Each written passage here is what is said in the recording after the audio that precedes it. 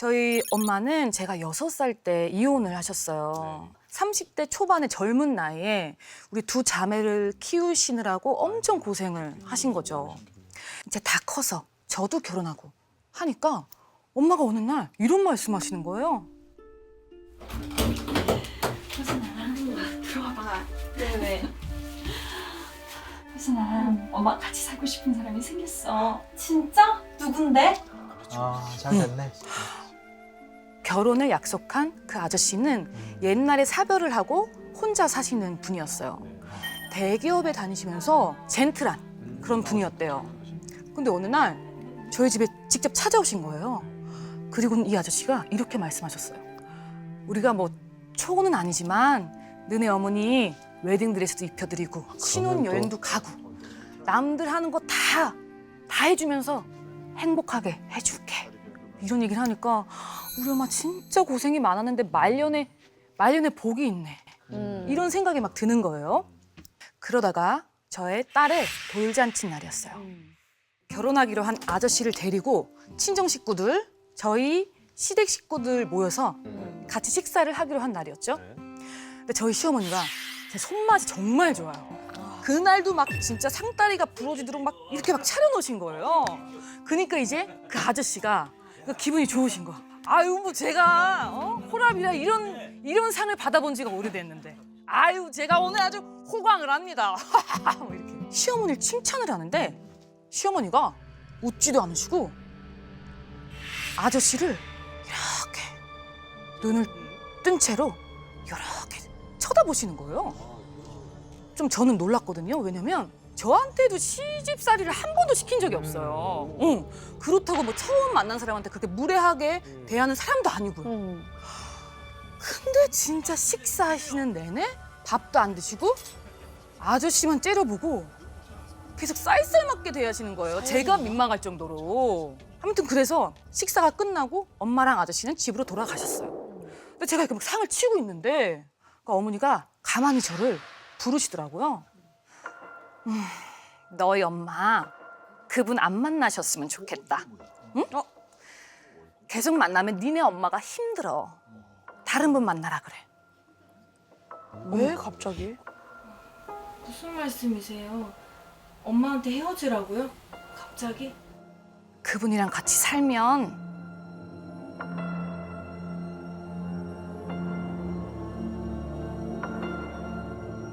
사돈 제 명에 못 산다. 저주잖아. 이런 얘기를 함부로 하신다고요? 그니까요. 거기다 우리 엄마가 거의 죽는다는 얘기를 하니까 제가 화를 참을 수가 없는 거예요. 그렇지. 응. 어머니, 아니 무슨 말씀 그렇게 하세요? 저희 집 일은 제가 알아서 할게요. 이렇게 제가 화를 내고 그 집을 나와버렸어요. 그런데 며칠 후 시어머니한테 다시 전화를 하게 될 일이 생기고 말았어요. 왜요? 그때가 이제 엄마 결혼식 바로 몇 달 전이었는데 두 분이 먼저 집을 합치신다는 거예요. 그 뭐 두 분이 좋은 게 좋은 거니까 마음대로 하세요. 그렇게 했죠. 근데 친정엄마가 미리 그 집을 둘러보기로 한 날 새벽에 갑자기 친정엄마한테 전화가 오는 거예요. 무슨 소리? 뭔 일이야?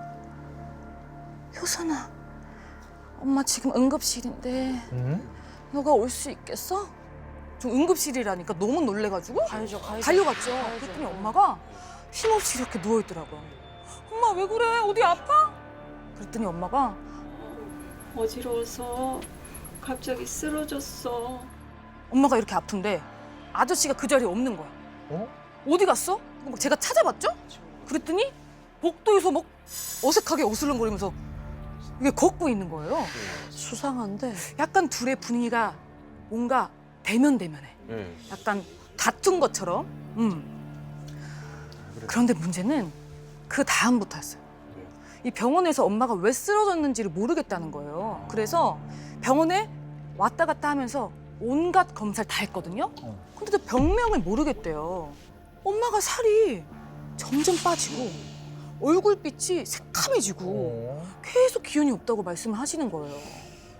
근데 제가 이런 얘기를 들으니까 문득 그 생각이 나는 거야. 그럴 수 있어. 그럴 수 있어. 시어머니 얘기.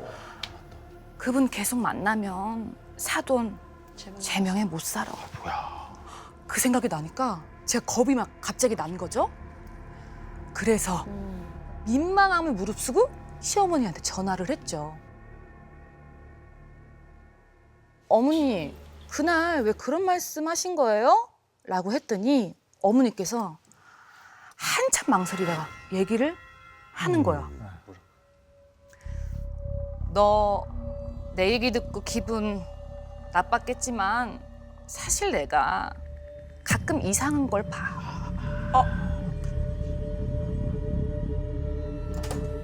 그날 니네 엄마랑 그 아저씨랑 문을 열고 들어오는데 두 사람 등 뒤로 시커먼 게 같이 따라 들어오는 거야. 그래서 내가 그게 뭐야? 유심히 봤더니 얼굴이 새까맣고 눈이 움푹 패인 여자였다는 거야. 그 여자가 새까만 옷을 입고 그 남자 뒤에 바짝 붙어서는 이렇게 어깨 너머로 사돈 얼굴을 죽일 듯이 쏘아보고 있더라고. 원혼을 댔구나. 3명이 들어왔다고. 3명. 그치. 근데 시어머니 얘기가 여기서 끝이 아니었어요. 내가 뭐 배운 거 없어서 너한테 뭐 기분 좋게 얘기는 못하지만 니네 엄마 살리는 셈 치고 있는 그대로 얘기하는 거야. 그 남자분 안방에 3짝짜리 호두나무로 만든 옷장이 있어. 그 옷장이 보이네. 근데 그 여자가 옷장 위에 이렇게 모쪼로 누워서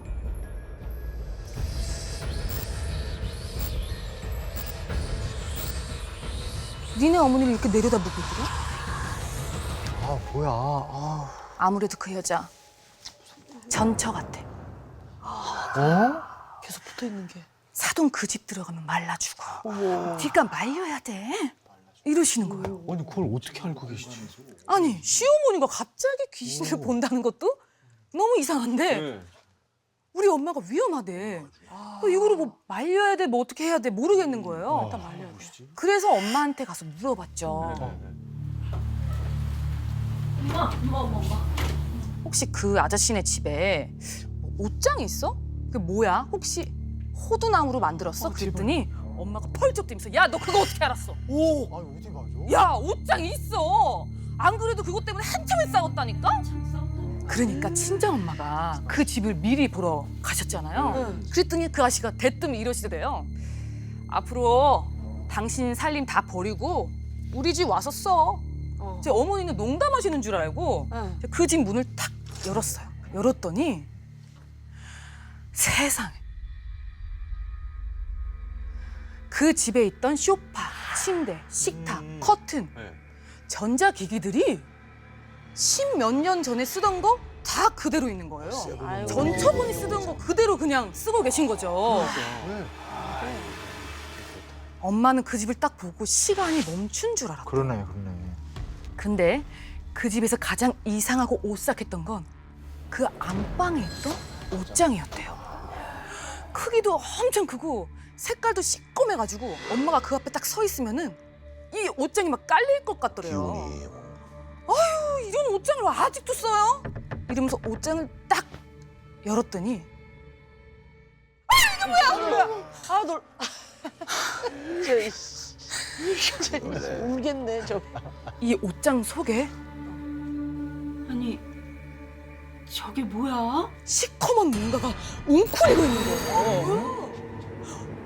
엄마는 너무 깜짝 놀라가지고 뒷걸음질을 치셨죠.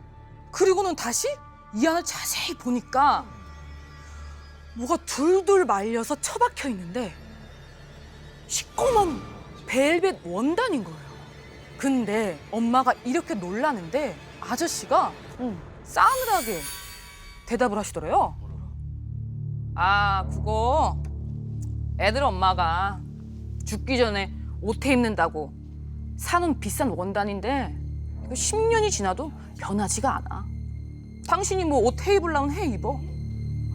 이 아저씨 이상하네. 찝찝하다. 전처가 죽기 전에 옷을 해입으려고 최근 거. 원단을 샀는데 그거 보고 옷을 해입으래. 아, 뭐야? 이상하지. 말이 안 되잖아요. 야. 근데 또 이 얘기를 들으니까 그 생각이 나는 거예요.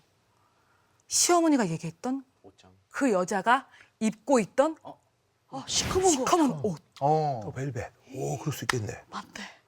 갑자기 소름이 확 돋아서 친정 엄마 손을 팍 잡고 엄마 그 아저씨 이상해. 엄마 그 집 들어가면 안 될 것 같아. 엄마가 그래 알았어 안 들어갈게 라고 하실 줄 알았는데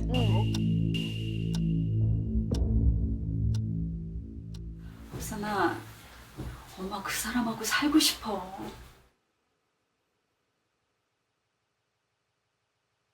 이거 막장이다. 그럴 수 있지. 아니 뭐 아니 근데- 사랑해. 이거 딴 데서 사는데 거기서 아니 뭐 없는 사람 모습. 어떻게든 뭐 모르겠대 그냥 거기서 살겠대요. 말려도 소용이 없어. 엄마는 이런 걸 모르니까. 그러니까 제가 또 어머니 어떻게 어머니가 우리 엄마 거기 집에 또 들어간대요. 어떡해요? 저도 이제 깝깝하니까 상의할 사람이 필요하잖아요. 시어머니한테 전화를 했어요. 그랬더니 어머니가 아이고 이렇게 한숨을 푹 쉬시더니 그래도 사돈이 이해는 가. 고생을 많이 하셨잖아. 맞네. 어머니 인생. 혼자서. 그러니까 그러면 정 그 집 들어가야 되면 네. 그 원단은 꼭 불에 태우라고 전해줘. 그래서 이 말을 그대로 친정 어머니께 전했어요. 네. 그랬더니 어머니가 그 정도는 그럼 그 정도는 할 수 있지. 나도 그게 너무 찝찝해. 네. 그거는 태울게. 잘 됐네. 약속을 하셨어요. 네. 자, 어머니 몸이 나아진 후 바로 아저씨랑 집을 합치게 됐죠. 네. 엄마, 그 원단 어쨌어? 그랬더니 그거 아저씨가 나가서 태워버린다고 가지고 나갔어. 엄마 요즘 뭐 별일 없어? 그랬더니 여기 지금 뭐 화분도 많이 들여놓고 어항도 이렇게 들여놓고 했더니 괜찮아. 그러시는 거예요. 다행이네. 그러니까 또 저는 마음이 약간 놓이기 시작한 거죠. 그러던 어느 날 한밤중에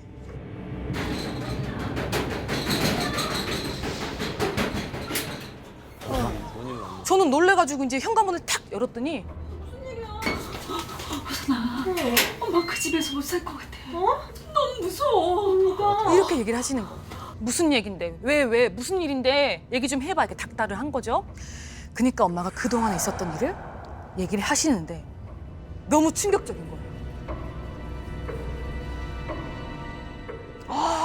뭐야?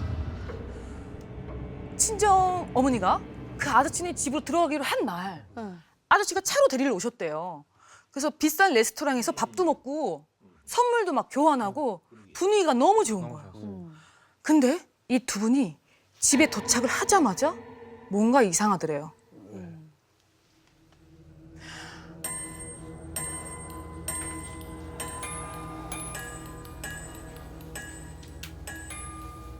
오늘부터 이 방이 당신 방이야. 네? 이 방이요? 같이 쓰는 게 아니고?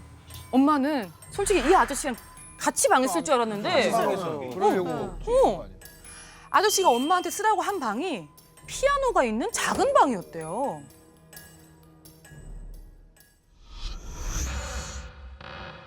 엄마는 무시당하는 것 같아서 화가 좀 났는데 그래서 또 싸우면은 헤어질 것 같은 거예요. 그래서 그냥 꾹 참으셨대요. 참으면 안 돼. 근데 정말 충격적인 사건은 따로 있었어요. 그 아저씨의 친누나, 그러니까 엄마의 미래 형님이 결혼 선물을 준다고 이 집에 찾아오신 거예요. 이 형님이 엄마를 보자마자 흠칫 놀라더니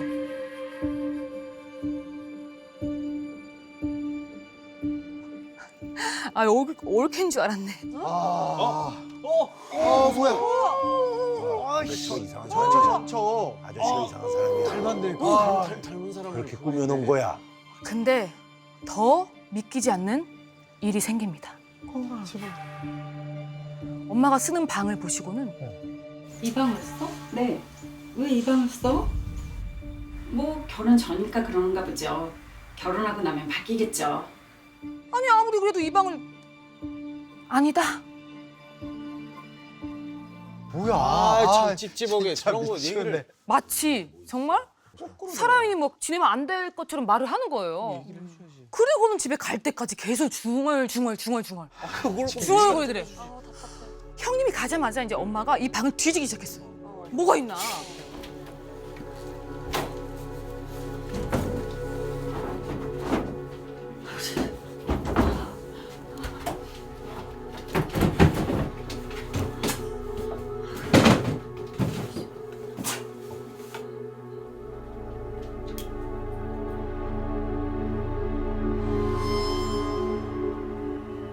그러다가 어머니가 피아노 의자 뚜껑을 딱 열었더니 액자가 있는 거예요. 그래서 어머니가 조심히 그 사진을 딱 뒤집어 보는데 사진을 던져버렸대요, 어머니가. 왜? 그 사진에 뭐가 찍혔냐면 얼굴이 시커멓고 빼빼 마른 여자가 저희 친정엄마를 노려보고 있는 거예요. 바로 전처였어요. 근데 더 충격적인 건 그 여자가 사진을 찍은 장소가 어디야? 그 방? 엄마가 지내던 작은 방인 거예요. 그러니까 저희 친정엄마는 그 전처가 투병 생활을 하다가 죽었던 그 방에서 생활을 하신 거예요. 아 이상한. 진짜 너 속에 들어가 있는 기분일 것 같아. 이상한 분이에요. 진짜 뭐야? 그 순간 엄마는 이 집에서는 도저히 못 살겠다 싶어서 집을 뛰쳐나오셨대요. 그리고 결혼은 이제 파혼을 하고 아저씨랑도 헤어지셨다고 그래, 해요. 헤어져야지. 이 얘기를 제가 시어머니한테 했더니 시어머니가 아마 전처도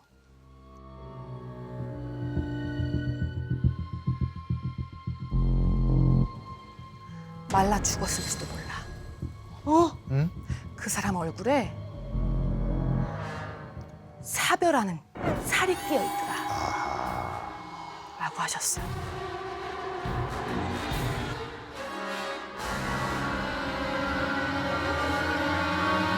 일단 저는 이야기를 시작하기 전에 우리 사연의 주인공의 메시지부터 들어보도록 하겠습니다. 그래요? 네. 제가 오래된 사진 클라우드를 정리하다가 이게 그냥 단순히 친구들하고 찍은 사진이어서 그때는 깊게 생각 안 하고 넘겼는데 이번에 다시 정리하면서 보니까 사람 형체로 보이기도 하고 또 신체 어느 일부분도 보이기도 해서 신체 일부? 좀 확인을 같이 해보고 싶어서 제보하게 됐습니다.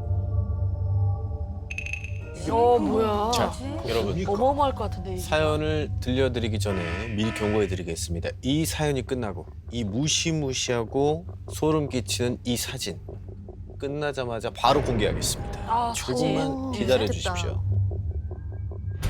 그날의 사진 사진. 바로 보여드리겠습니다. 오!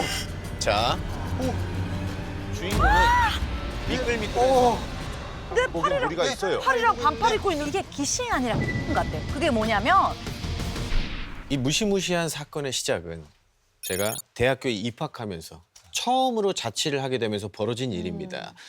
저는 경기도 부천 쪽에서 방을 구하고 있었어요. 근데 그 당시에 이 집값이 너무 비싼 거예요. 부천도 비싸죠. 심지어 제일 싸다는 집이 부엌과 방이 나눠져 있는 1.5룸 아시죠? 네. 이런 데가 보증금 1,000만 원에 월세 60만 원. 아, 좀 부담스럽다. 이게 제일 싼 거였는데 많잖아요. 학생이 감당하기에는 아, 60만 원 비싸. 이거 쉽지 않은 비싸, 돈이잖아요. 비싸. 그래서 너무 비싸서 어떡하지? 이거 막 걱정이 돼가지고 길을 걷고 있는데 벽에 전단지 하나가 눈에 들어오는 거죠. 신축 분양, 파격 할인. 궁금해서 그쪽으로 연락을 해서 가봤는데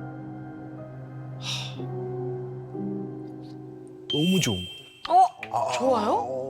너무 좋은 거예요. 발품 이 팔았더니 집이 됐네. 발품 팔았더니. 실제 다른 원룸보다도 평수가 훨씬 크고 복층이라서 층고도 굉장히 높고 그다음 통유리에서 뷰도 얼마나 좋겠습니까? 최고다. 근데 너무 안타까운 게 공실이 3개가 나왔는데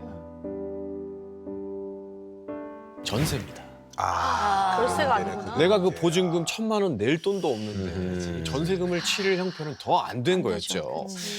그래서 중개업자 아저씨한테 아무래도 안 될 것 같다라고 말하는 순간 포기하고 돌아가는 순간. 그 중개 아저씨가.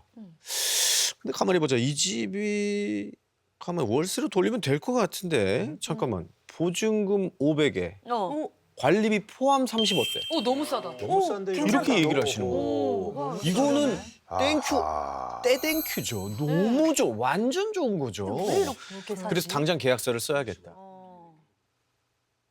1층에 있는 부동산으로 내려갔습니다. 가서 이제 중개사 대표님한테 계약서를 작성하자라고 얘기를 했는데 직원분이 그거 말씀드려야 되는 거 아니에요? 아이 뭐 그런 것까지 얘기를 해요. 바로 그냥 계약하면 되지. 라고 수근거리는 소리가 들렸어요. 저는 아 뭐 다른 계약자가 있었나 보다. 그게 이제 불발됐나 보다. 이 정도로 생각을 했죠. 그래서 바로 부모님한테 연락을 드려서 보증금을 받고 그 집을 계약을 한 다음에 다음 날 입주를 해버립니다. 와, 빠르다. 일사천리예요. 빨리, 근데 이제 한 가지 깜빡한 게 매트리스랑 이불이 안 온 거예요. 그래서 안 되겠다. 오늘은 사우나에서 자야겠다. 피로를 풀면 그쵸. 되죠. 네. 라고 싶어서 이제 사우나에 가서 푹 자고 다음 날 오게 됩니다. 도착했을 때쯤 경비 아저씨가 달려와서 저기요. 이번에 7창에 이사 오신 분 맞죠? 아니 그 새벽에 너무 시끄럽다고 사람들이 이렇게 민원이 들어와요. 쿵쿵쿵 소리 나고 드릴질하는 소리 그거 웬만하면 좀 아침에요. 그거를 왜 그 사람들 다 자는 시간에 이런 얘기를 하는 뭐야? 거예요. 딴 데서 자는데? 아니, 무슨 말씀하시는 거예요? 저 사우나에서 자고 온 거예요. 다른 집 잘못 들었나 보죠. 당연히 억울할 수밖에 없죠. 나는 여기 자지도 않았는데 그 소리를 딴 집이랑 착각해가지고 저한테 얘기할 수 있으니까 저도 황당했죠. 그러고 나서 사실 뭐 별일은 없었습니다.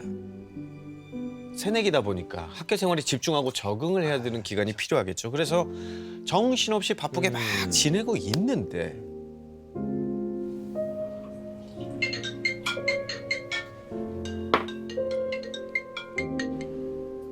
엄마 왜?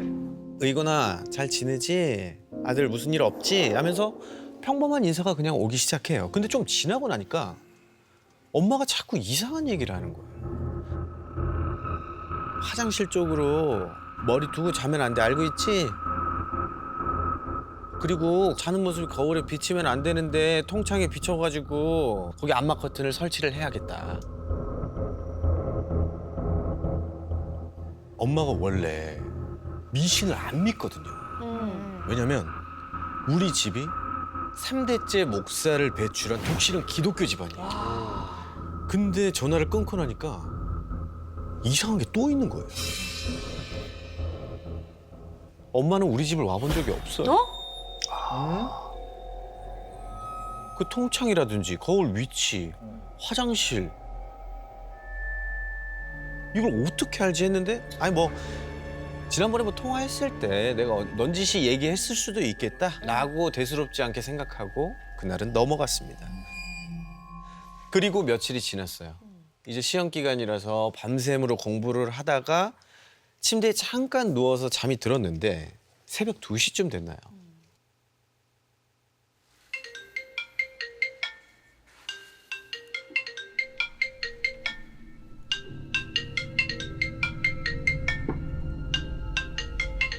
엄마네? 여보세요?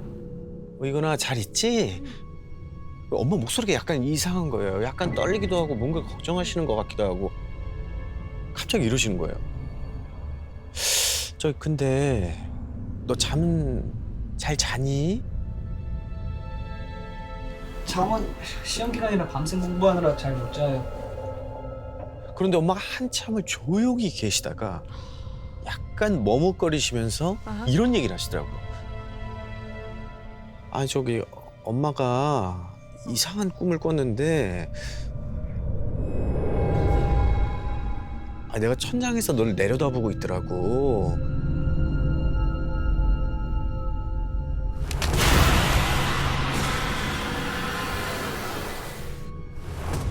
온몸이 흙투성인 채로 몸에 전선이 칭칭 감겨서 어떤 남자가 들어오지 뭐니?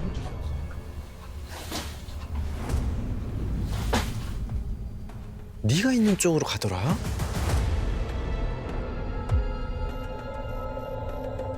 이렇게 한참 동안 널 째려보더니 발로 너를 짓이기기 시작해. 그리고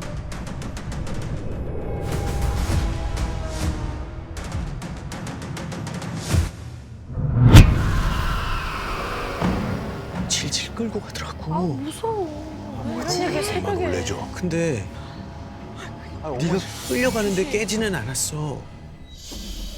이 얘기를 새벽 2시에 집에서 혼자 들으니까 너무 무서워. 제가 얼마나 무서웠겠습니까. 하지만 어머님께서 너무 걱정하시는 그럼. 것 같아서 아, 괜찮아. 어? 일단 엄마한테는 괜찮다고 했습니다. 사실 집에서 잘 때 별 일이 그렇게 일어나지 않았거든요. 찌진 안 나오고. 내가 뭐 가위에 눌린 적이 있어, 악몽을 꾼 적이 있어. 한 번도 전 그런 적이 없었습니다. 근데 친한 이제 제 동기들이랑 집들이를 하게 됐는데 그날 이상한 게 벌어졌습니다. 다들 같이 장을 보고 집에 들어가는데 한 친구가 이러는 거예요. 야, 너 혼자 사는 얘가 현관에 흙이 이렇게 많아. 흙? 흙? 흙?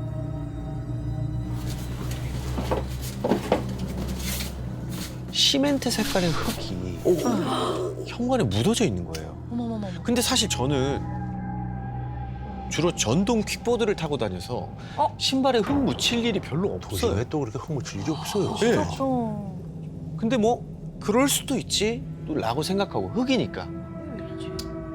그때까지 저는 그 흙이 이상하다는 생각을 한 번도 해보지 않았습니다. 그리고 이제 친구들이랑 맛있는 음식도 해 먹고 이야기도 하고 재밌게 막 게임도 하고 하다 보니까 술도 다 떨어지고 해서 친구 한 명이랑 제가 술을 사오게 된 거예요.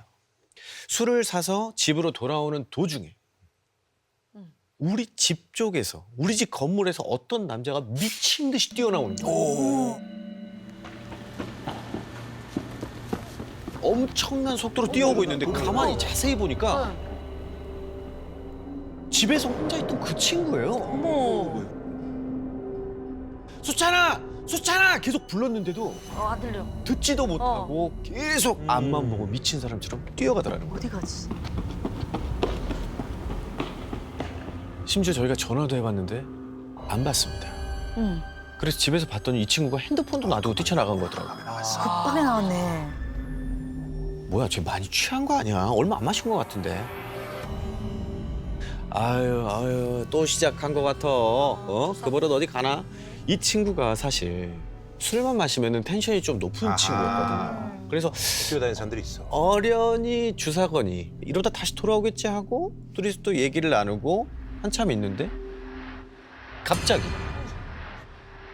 띵동 띵동. 수천이 안 된다. 경찰입니다. 왜? 경찰 왔는데? 경찰이 온 거라고. 친구가 무슨 일 당했나? 문을 열었더니 정말로 경찰 두 분이 서 계시는 거예요. 그리고 아, 예. 반갑습니다. 혹시 집주인 되세요?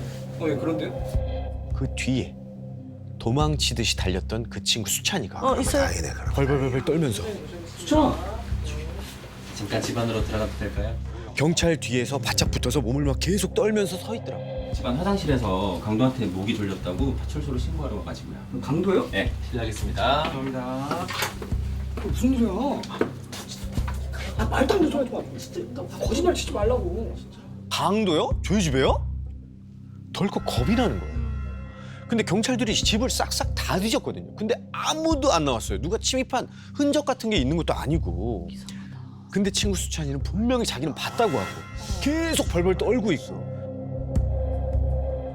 그래서 현관 문 쪽에 있는 CCTV까지 꼼꼼하게 다 확인을 했습니다. 근데 우리 집에 출입했던 사람은 아무도 없었던 거죠. 뭐지? 뭘 본 거야? 그때 수찬이는 아직도 어리 빠진 채로 계속 서 있었어요. 결국은 허위 신고로 사건이 종결이 됩니다. 이 친구가 그리고 경찰이 돌아가고 나서 궁금하잖아요. 수찬이한테 저희가 물어봤을 거 아닙니까? 무슨 일인데 그래? 아 좀 정신 좀 차려봐. 왜 그러냐고. 이렇게 말하는 거야. 아니, 내가 너무 취해가지고 화장실에서 볼일을 보고 있는데 취해서 그런지 어지럽더라고. 그래서 수건거리 있지? 그 수건거리를 자꾸 밑을 내려다봤는데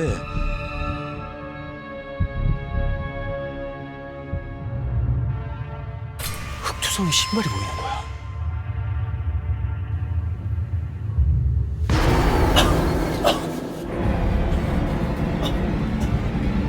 이러다 죽겠다 싶어서 그때 도망치기 시작한 거야. 정말 무서워 미치겠더라고. 그렇지. 와.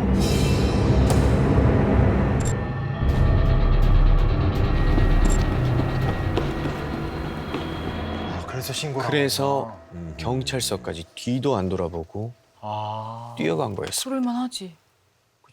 그 순간 제 머릿속에는 모든 게 끼워 맞춰지기 시작했어. 현관에 있던 흑투성이 신발, 목을 휘감았던 전선, 엄마 꿈에서 나를 질질 끌고 갔던 그 남자. 그 남자를 친구가 본 거예요. 아들은 못 봤는데 친구가 봤구만. 그러니까. 전날 이 친구가 겪었던 이야기를 어머님께 사실대로 전 말씀을 드릴 수밖에 없었습니다. 그랬더니 어머니께서는 당장 그 집에서 나와라, 빨리 짐 싸서 빼라. 그래서 결국 계약 기간을 다 채우지 못하고 그 집을 나오게 됐어요. 짐을 빼내면서 그냥 나왔겠습니까? 1층에 있던 부동산 그치 거기서 뭔가 찜찜한 게 있었어. 그거 얘기해야 되는 거 아니에요? 찜찜한 게 일단 있었어. 있었어. 내려갔죠. 물어봤습니다. 대체 무슨 일이 이 집에 있었던 거냐. 그러니까 직원이 엄청 난처해하면서 죄송합니다 라고 얘기를 하는 거예요. 뭐가 있고. 그렇게 사과를 하시면서 사실 그 집에서 2달도 못 살고 나간 분이 계셨어요.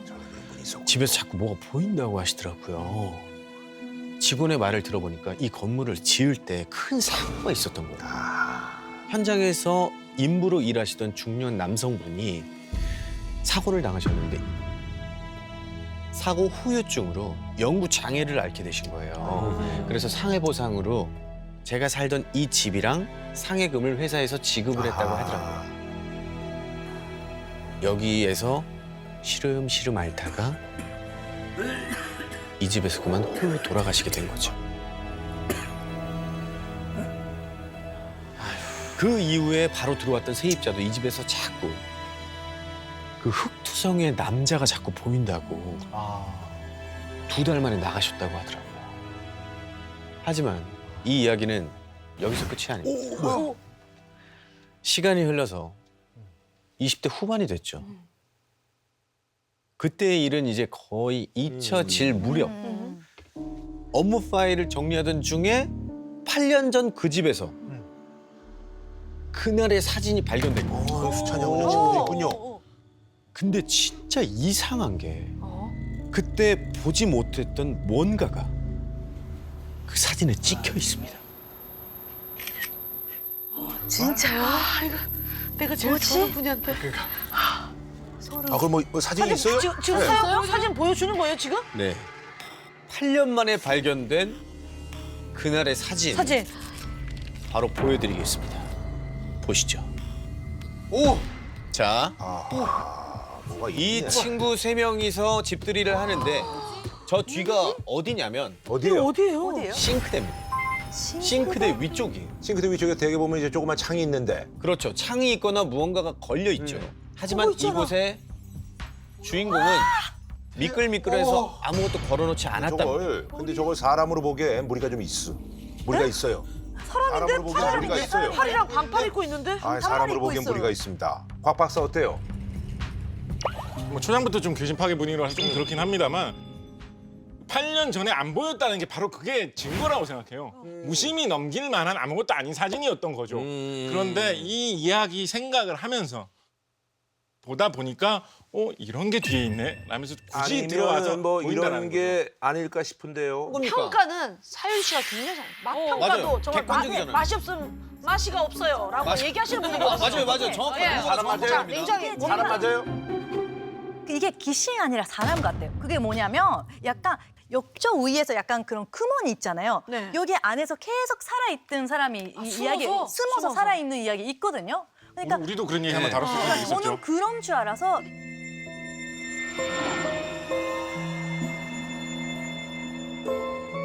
사회복지사로 일하고 있는 올해 36살 김지연 씨가 보내주신 사연인데요.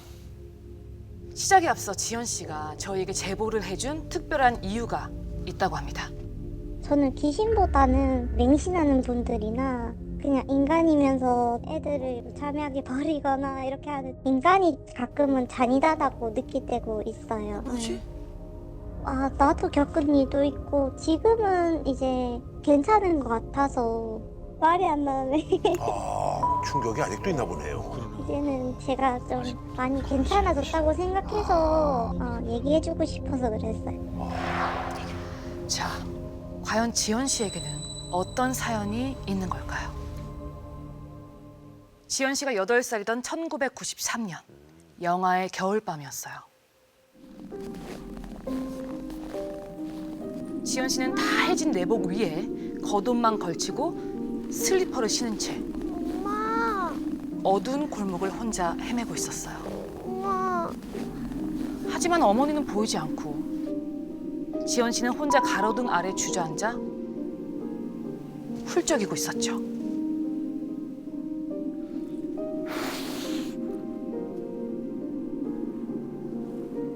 지연아! 지연아! 야, 지연아, 너 왜 여기서 이러고 있어? 어? 엄마 어디 갔어?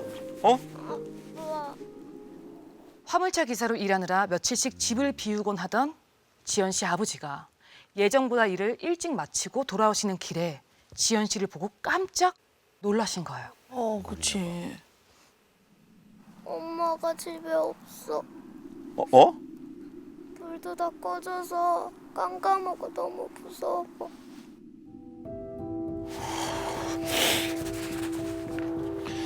들어가자.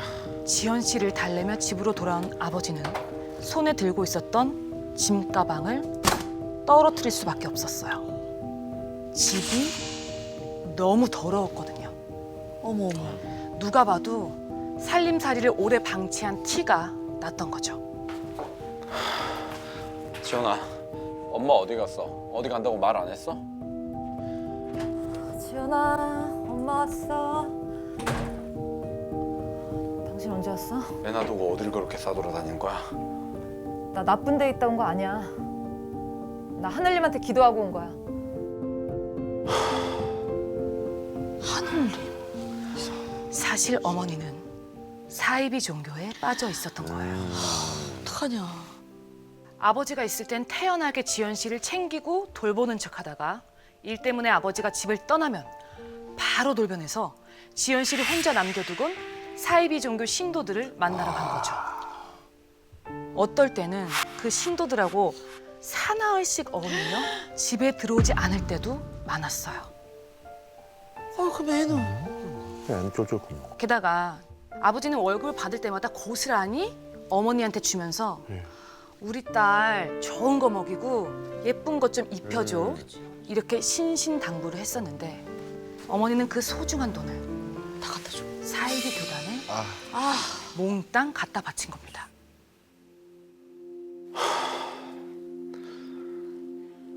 당신 봐봐. 애 꼴이 지금 이게 뭐야? 어? 그리고 집은 위지경으로 만들어 놓고 도대체 정신을 어디다 팔고 다니는 거야? 어? 그러고 또 당신이 엄마야? 그런 게 아니라 거기 가면 우리 가족 복 받는다 그래서 당신하고 지연이 잘 되라는 마음으로 내가 됐고, 나 더 이상 이런 꼴 못 보니까 그러니까 나가.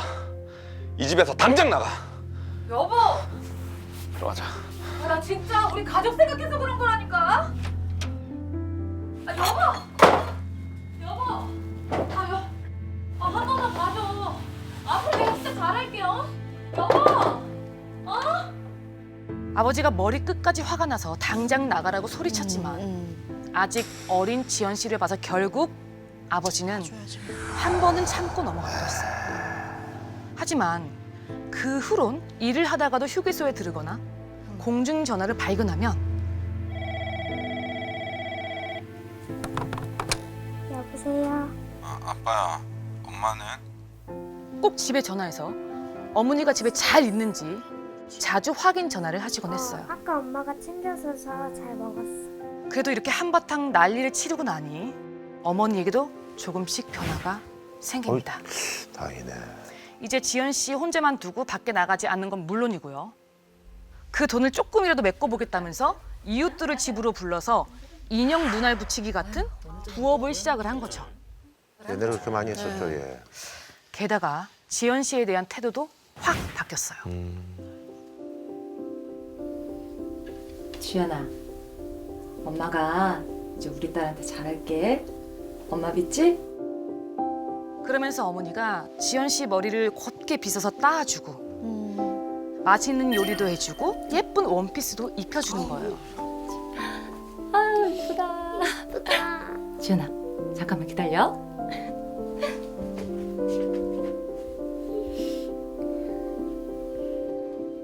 지연아. 짜잔. 우와. 엄마 어때? 완전 예뻐. 우리 똑같아. 똑같지? 지연아, 그럼 우리 사진 찍을까? 가자. 하나, 둘, 셋. 어허. 지연 씨는 원래 자기가 알던 어머니로 돌아온 것 같아서 너무나 다행이다. 기뻤어요. 지연아, 우리 불꽃놀이 하면서 사진 찍으면 진짜 더 예쁘겠지? 작은 불꽃이 막 튀는 게 너무 예쁜 거예요. 지연 씨는 신이 나서 평소에 엄마랑 부르던 노래도 부르고 춤도 추면서 놀았어요.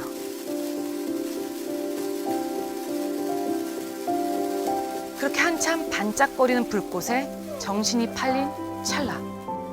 엄마?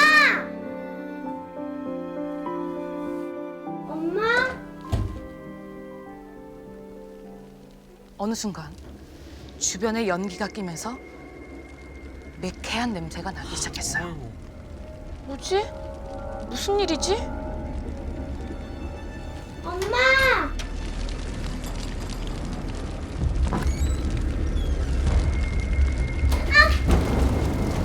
현관에서부터 불이 활활 타오르고 있는 거예요. 어떻게? 깜짝 놀란 지연 씨가 비명을 지르면서 집 안쪽으로 달아났지만 불길이 삽시간에 번지면서 빠져나갈 곳도 없고요. 어떻게? 열기 때문에 숨이 턱 막히기 시작했어요. 불 속에 갇힌 지연 씨는 결국 정신을 잃고 말았어요. 지독가스 마셨구나. 시간이 얼마나 지났을까? 지연아, 아이고 지연아, 정신 차려 말고사. 뭐야, 이 정신 들어? 할미야. 아이고. 근처에 살던 친할머니가 지연 씨네 집이 불타는 걸 보고 그 연로한 몸으로 불길에 뛰어들어서 지연 씨를 구해낸 거였죠. 다행이다. 지연 씨도 할머니도 크게 다친 곳은 없었지만 문제가 있었습니다. 그 현장에 있어야 할 또 다른 사람. 또? 그 어머니가 감쪽같이 사라진 겁니다. 뭐 어디 갔어?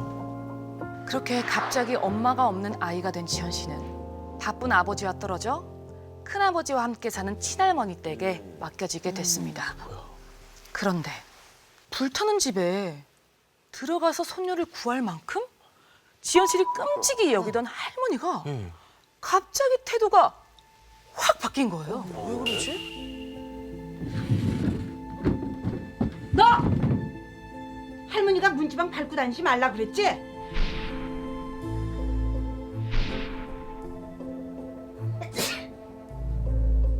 아이고, 어째 넌 그렇게 복 나갈지만 하니, 응? 에휴, 너 엄마 없는 티 내지 말고 다녀, 알겠어? 에휴, 아이고.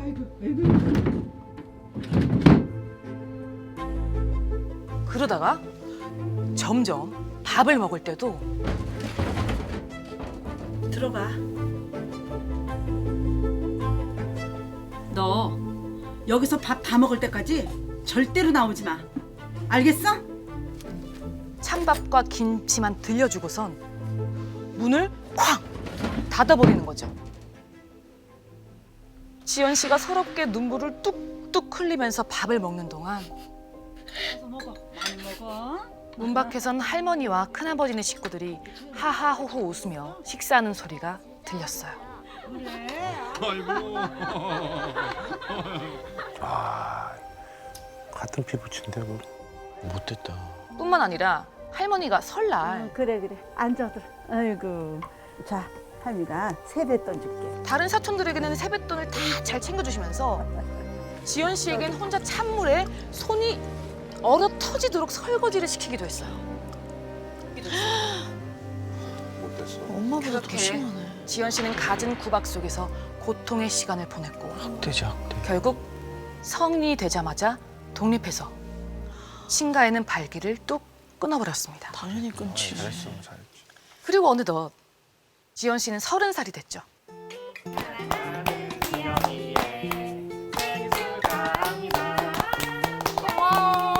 어린 시절의 상처는 잊고 행복한 생일을 보내는데 잠깐만.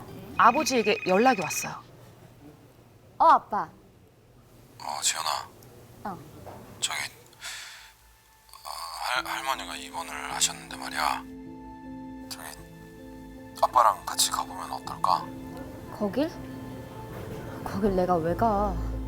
널 그렇게 찾으신다네. 나 가기 싫어. 지연 씨가 단칼에 거절했지만 아버지는 마지막이 될 수 있다면서 나중에 후회하지 않게 딱 한 번만 다녀오자며 끈질기게 설득을 하셨어요. 내키진 않았지만 지연 씨는 마지막이라는 생각으로 할머니가 계신 병원으로 찾아갔죠.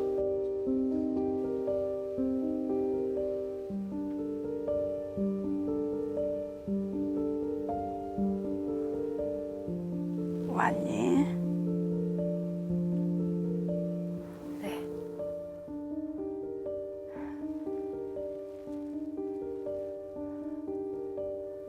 그간 내가 미웠지. 내가 네 맘 다 안다.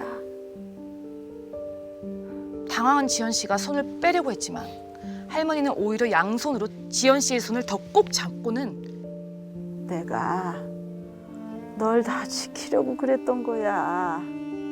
그러면서 할머니는 지연 씨가 몰랐던 이야기를 들려주기 시작했습니다. 불 속에서 지연 씨를 구한 그날 할머니는 충격적인 이야기를 듣습니다. 불탄 집을 수습하고 보니 누가 일부러 불을 내고 도망을 간 거예요. 방화였던 거죠. 그 범인은 바로 지연 씨의 어머니였어요.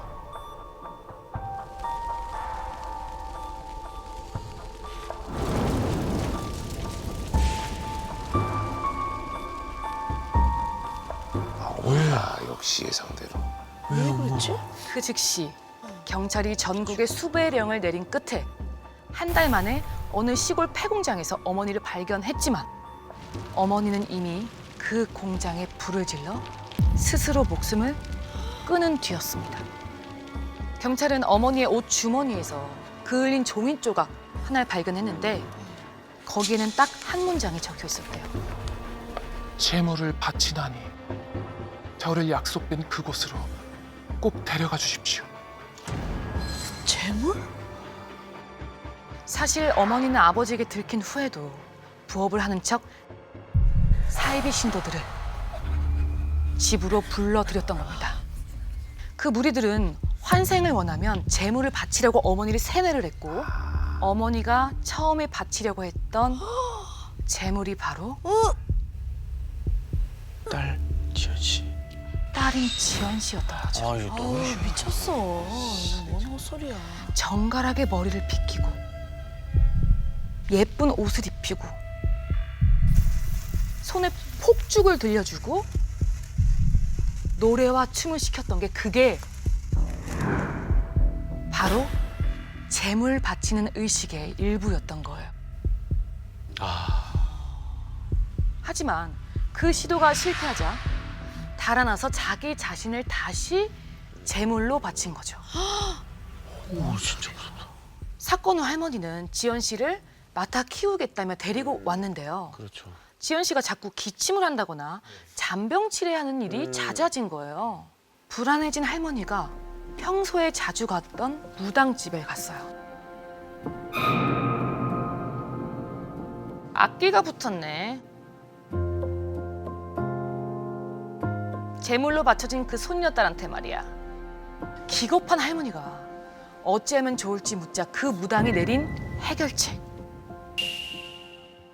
지연 씨를 지키고 싶으면 구박대기처럼 모질게, 아이고 아이고 매몰차게 대하라고 하는 거였어요. 이게 맞는 거야? 그것도 30살이 될 때까지. 어머. 말도 안 돼. 난 죽을 만큼 힘들었는데 고작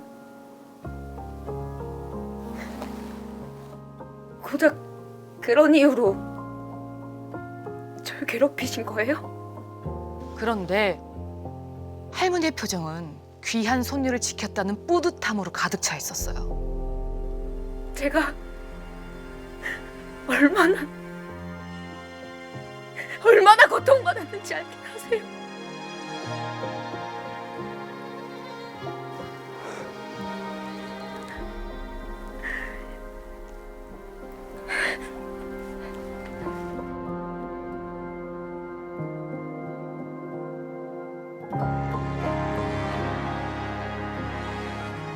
지연 씨는 병원 밖으로 뛰쳐나왔어요.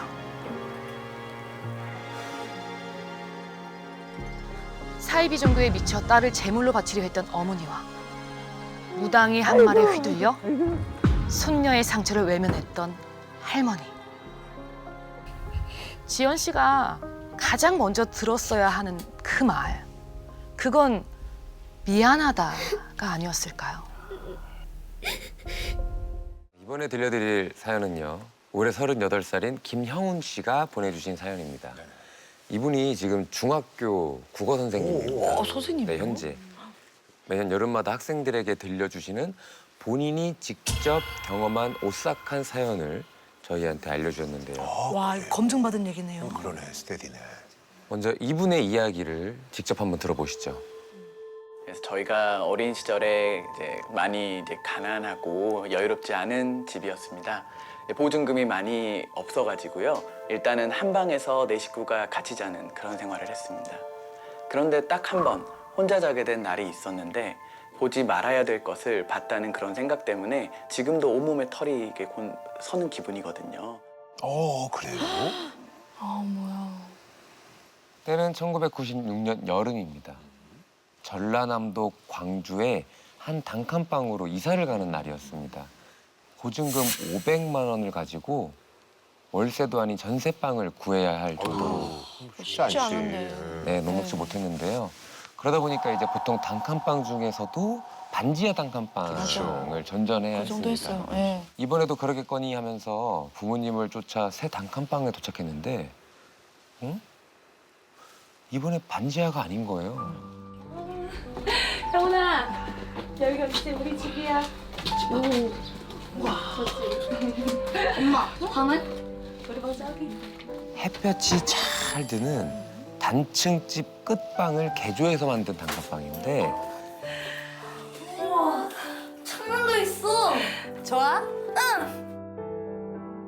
아, 이제야 빛 좀 보고 살겠네. 집 잘 구해줘서 고마워요. 그런데 딱 하나 이상한 게 하나 있었어요. 아, 근데 여기 주인집은 지금 안 계시나 봐요? 아, 지금 일이 있어서 집에 다들 없나 본데. 뭐 사람 없으면 조용하고 좋지 뭐. 이제 이사 그만 가고 이번 집에서 오래 살았으면 좋겠다. 좋은 일도 좀 가득하고 그랬으면 좋겠다 생각하면서 형훈 씨네 가족은 새로운 단칸방에서 첫날 밤을 맞이하게 됩니다.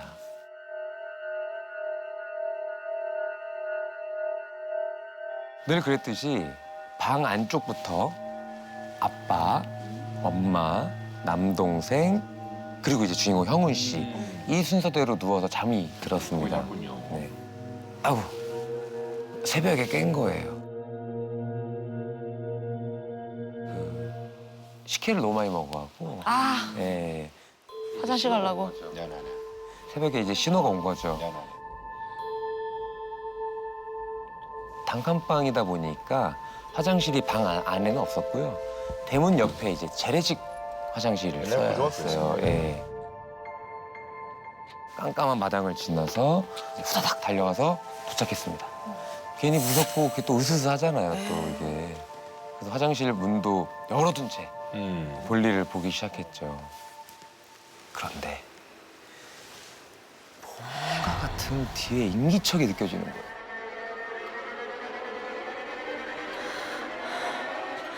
그러더니 이거 뭐야 이거 큰 소리네. 약간 좀 거리감 있는 멀리서 이렇게 일정한 속도로 무언가가 창문에 이렇게 부딪히는 소리가 들리는 거예요. 그래서 그걸 다시 돌려갖고 뒤를 돌아봤는데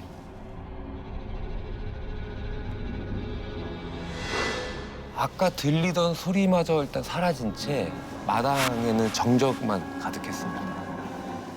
순간 무서운 마음에 일기 시작한 형훈 씨는 뒤도 안 돌아보고 재빠르게 방 안으로 뛰어들어갔습니다. 그리고는 이불 들어가서 다리랑 팔, 머리끝까지 다 덮고 이렇게 좀 안심이 되는 거예요. 이게 잠이 들려고 하는데 뭐지? 아니 아무리 다 자고 있다고 한들 방 안이 너무 조용한 거예요. 왜 이렇게 조용하지? 싶어서 이불을 가만히 내리고 이렇게 살펴봤어요. 근데 바로 옆에서 자고 있어야 될 가족들이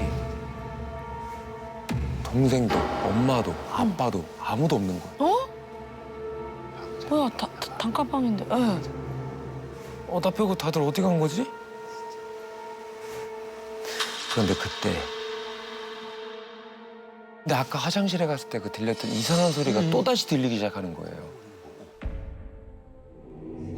작은 창가가 하나 있었는데 거기서 나는 것 같은 거예요. 용기를 내서 소리가 들려오는 창가 근처로 시선을 돌렸죠. 근데 형훈 씨는 온몸이 굳어버린 채 창문에서 시선을 뗄 수가 없었습니다. 뭘 봤는데요? 창문 너머에는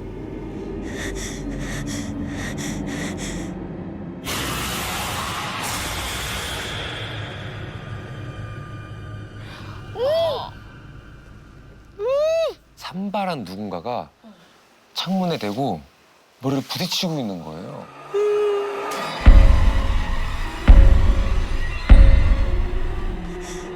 근데 그것도 고개를 돌려가면서 마치 창문 안을 이렇게 둘러보는 것처럼. 왜? 바로 한 번, 무로 한 번. 왜? 그 고개를 돌려가면서 이렇게 두드려대다가 갑자기 고개를 확 돌려서 형훈 씨를 정면으로 쳐다보기 시작한 거예요. 제발 사라져라, 사라져라, 제발 사라져라. 마음속으로 기도를 시작했습니다. 어린애가 할 수 있는 게 뭐가 있어. 그랬더니 어느 순간부터 툭툭 치던 그 소리가 더 이상 다행이네. 안 들리는 거예요. 갔나 보다. 네. 다 끝났나 싶어서 눈을 살며시 뜬 채 창문 쪽을 아까 바라봤습니다. 다행히 창문에는 이제 그림자 한 점 없었고 방 안을 둘러봐도 별다른 인기척도 느껴지지 않았죠. 다행이다, 다행이다. 갔어. 너무 무서워져서 이불을 푹 다시 덮고 잠에 들려고 하는데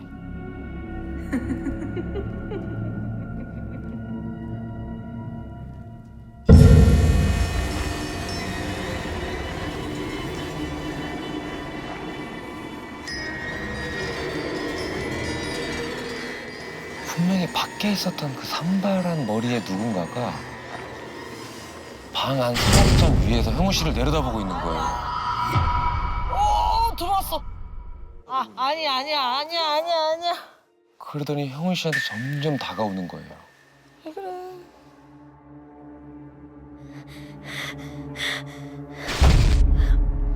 산발한 머리 밑으로 손도 발도 몸통도 그 어떤 것도 안 보이고 머리만 남아서 둥둥 떠 있는 것처럼 보여요.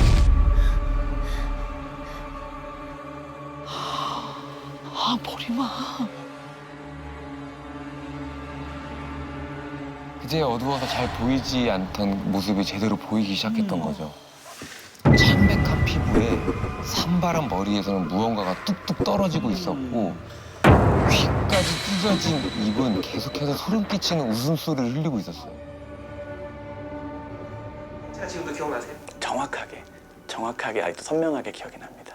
머리는 많이 헝클어져 있었고 그 다음에 이제 머리 끝에서 뭔가가 뚝뚝뚝 떨어지고 있었습니다. 갑자기 안 그래도 좀 찢어지게 웃고 있던 입이 거의 더 찢어지면서 뭐 신나하는 표정이에요. 그 머리가 계속 휘리릭 돌더라고요, 제자리에서. 돌고 막 돌면서 근데 그때 이제 뭐가 막 사방으로 튀었어요. 그래서 처음에는 물에 젖은 건 줄 알았거든요. 근데 실제로는 물이 아니고 피였습니다. 아, 비주얼 너무 무서워. 어느새 겁에 질려서 누워있던 형훈 씨의 얼굴에서 단 한 뼘도 안 되는 거리까지 다가온 그 머리만 남은 여자는 형훈 씨의 눈을 정확히 내려다본 거예요. 형훈 씨의 눈이 이렇게 마주본 그 순간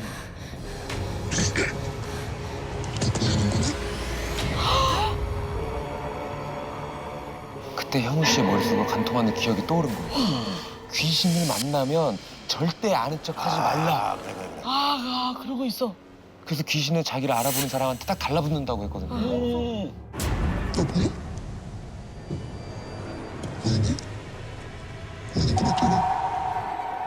그래서 형훈 씨는 온 힘을 다해서 눈을 질끈 감았습니다.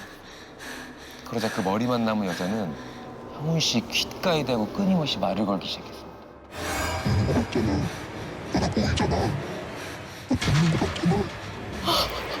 제발. 형훈 씨가 계속 모른 척을 했기 때문인 걸까요?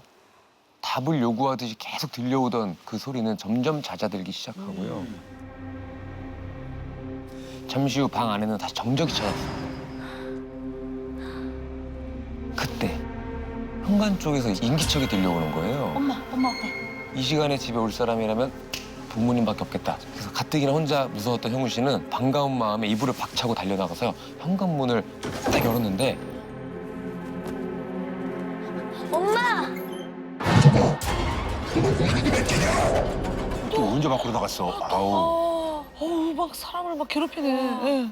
그 순간 형훈 씨는 실제로 기절을 하고 왔어요. 기절하죠. 진작 했어야지, 세상에.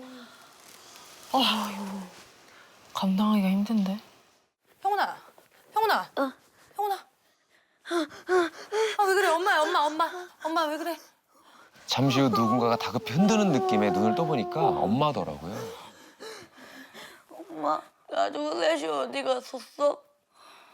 동생이 자다가 갑자기 경기가 나서 아빠가 들쳐업고 응급실 다녀왔어.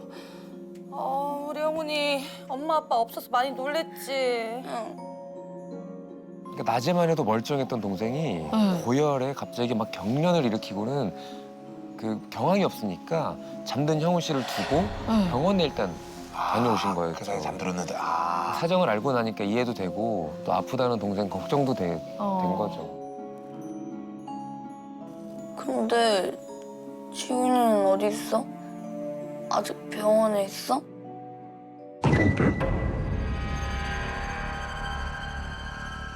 엄마 옷에 엄마 몸인데 목 위로는 아까 봤던 그 여자 얼굴이 붙어 있는 겁니다.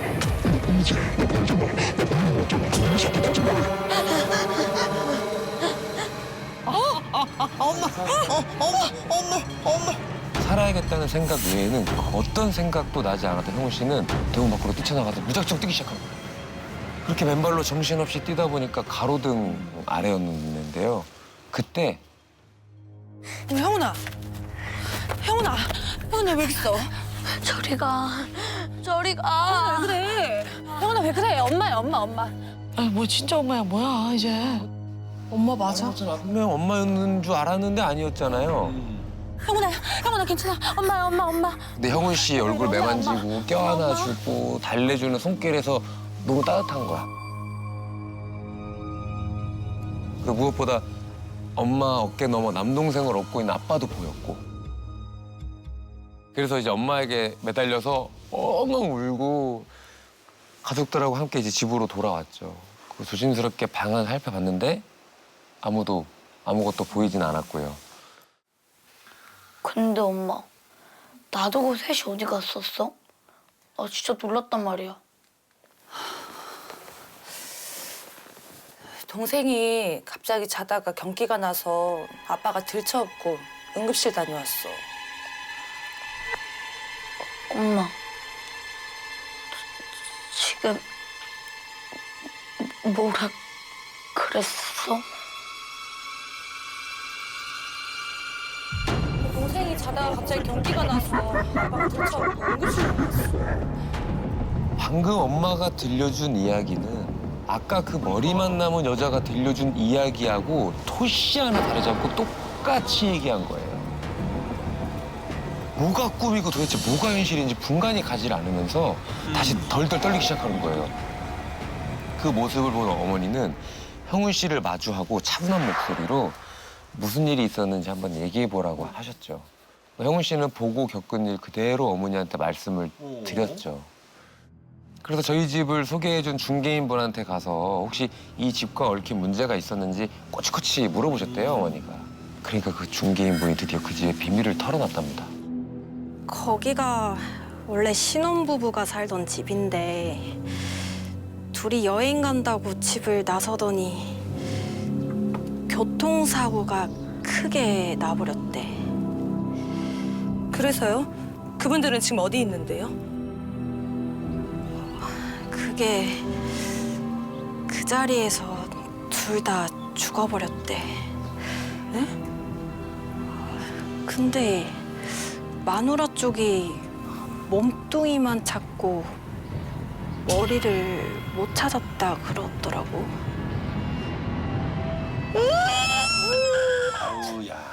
아우 너무 심하다 진짜. 아우. 아 근데 이 제목이 왜 엄마인가 했더니 엄마를 그냥 따라한 거잖아요 지금. 아니 정말 이게 감당할 수 있는 한계치를 좀 벗어났던 것 같아요. 솔직히. 엄마를 건드리니까. 아, 내가 봤을 때 이거 꿈 같아, 꿈. 아. 아니 꿈이어도 진짜 악몽 중에 진짜 악몽인데 실제로 그런 일이 거기서 있었던 거 아니에요 지금 교통사고가. 구라 형님은 자꾸 이제 꿈이다, 아니다라고 하고 있는데 이 사연 여기서 끝이 아닙니다. 또 있어.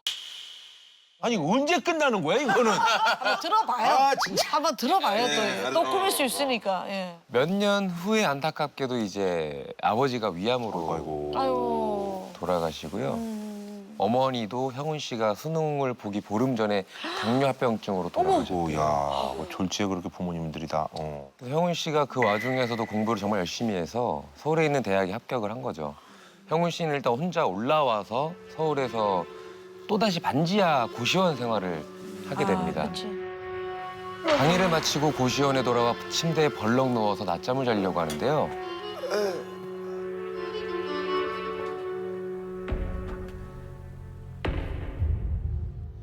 머리맡에 창문에서 오래전에 들었던 그 아, 이거 한 거야, 뭐야? 미치겠다. 뭐야 안경에서 다시? 같이 올라온 거야? 나타나? 진짜.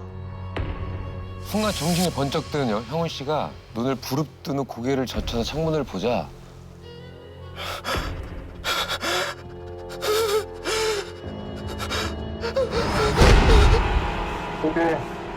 나 보이려고 했잖아.